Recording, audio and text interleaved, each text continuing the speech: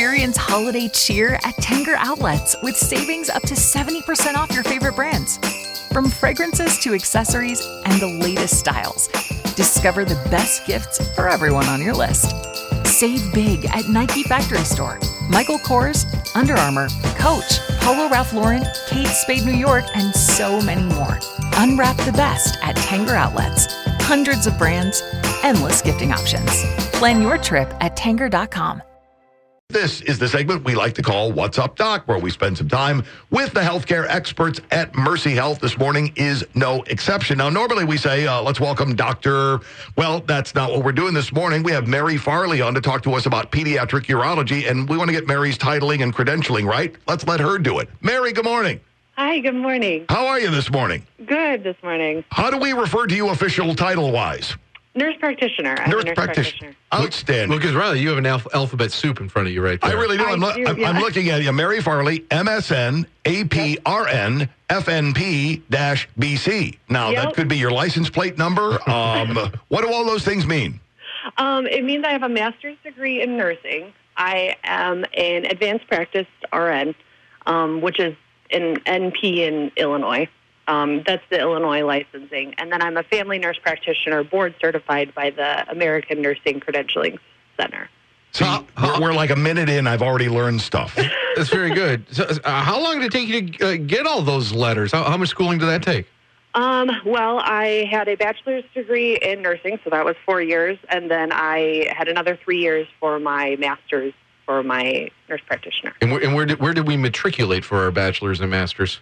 I originally went to Winona State up in Minnesota for my bachelor's, and then I went to a tiny little school out in Spring Arbor, Michigan for my master's program. So. All right. Joe normally, he has to make sure your college bona fides. Not that you're prepared for your job, but if it's okay, he might root against your college team. Winona has a great tennis program up there, so that's fine. Well, everybody knows that. Yeah, everybody knows Winona's known for their. Are they ever? For their Division II tennis prowess up there. Yes. Mary, tell us about pediatric urology. What is it, and fill in some blanks for us. Yeah, so pediatric urology is urology for kids. Okay. It's taken me 3 days to come up with that. Checks out. Yeah, no. So we see a lot of urologic conditions, but for children between the ages of 0 and 18. So we're seeing kids for recurrent UTIs. We're seeing kids for incontinence issues.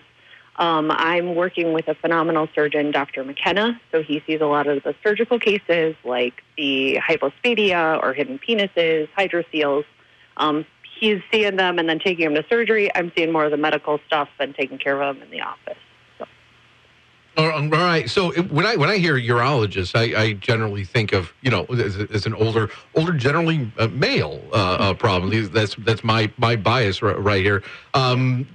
When do people... You think only old guys deal with pee? Is that what you're saying? Yeah, that's exactly what I'm saying, Rob. Okay. Well, everybody pees, so there's always issues around the age group. Mary, one of the things we figure out in this show is the dumb things that I think, and then I just say those out loud. And then it's your job to correct him and put him on the right path. Like, no, Joe, as a matter of fact, everybody does pee. That's that is how it works. How young are you seeing patients? Well, Dr. McKenna will see patients antenatally, so he'll see some patients that are still in mom's belly. If they're having some hydronephrosis or some issues like that, and then once they're delivered, then we see them in the clinic. We go all the way up to 18, so before birth to 18. So. Outstanding. I know that bedwetting is a thing. It's a common problem among kids. How common is it, and at what point does the parent go, okay, this has gone beyond being a bit of a nuisance and an occasional trouble to something we should look into? Yeah, so it's a really common problem, especially for kids. Well, obviously, most kids under the age of 5 or 6, they can still have bedwetting, and it's completely normal developmentally.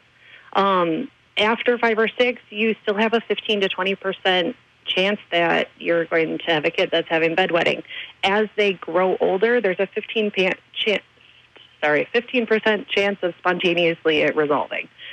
Otherwise, a lot of kids developmentally, might not be ready to potty train at 5 or 6. It's really kind of dependent on the kid. But we do see a lot of these issues in the office, and we can run tests. We have non-invasive screenings and determine what exactly is causing it and hopefully help fix it. Do you guys generally go after bedwetting as a physical problem or a mental issue? So it's more of a physical problem, but we do find that kids that either have developmental delays, neurologic delays for sure, but developmental delays tend to have more bedwetting, and then they grow out of it as they get older. But so we approach it from the physical aspect with the mental in the back of our mind. See, and I'm old enough to recall when it was dealt with in very cruel manners, because I can remember a neighborhood kid when I was small who was having some difficulty with that, and mom hung the sheets out for all to see as a way of embarrassment, making this go away. Oh goodness! I'm guessing that's probably the least successful approach. Usually, yeah. We would probably recommend not hanging the sheets outside. Unless you're washing them. And it was horribly mean. I mean, even as a kid, I remember thinking, God, that's cruel. Because every other kid knew it, and kids being kids, cruelty was on free display. So this is where you and your expertise come in. Don't do something like this. Make a phone call. Right. Yeah. Reach out to your primary care doctor. They'll be the first ones to tell you whether the kid's developmentally appropriate and, maybe we should pursue this further, or whether you got to give the kiddo a couple more years or a couple more months even, and they'll grow out of it. How should a parent address bedwetting? If we're not to the point where we need to call somebody about it. Is it something that you should address with your kid and talk about it? It's a normal thing, or just ignore it and it'll go away on its own? So the best thing that I would recommend is to not make a big deal of it, but to address it head on. So say, I know we're having these wetting at night. Let's work together to try and fix it. The more you yell at the kid, the more likely it's going to get worse because you're stressing the kid out. So you want to address it because the kid needs to know, hey, this might not be normal, but let's work on it. But you don't want to yell at them or embarrass them because it might make it worse. Is this something that sometimes it does not resolve itself during youth? Yes. Yeah, up to, I think we've got 1 or 2% of kids can continue to have it up into their teens. Actually, I think it's 2 or 3% up into their teens, and then even 1 to 2% up into adulthood. So it is something that can follow people. Yeah, and this is something I've got to believe has got to be dealt with delicately on the psychological level.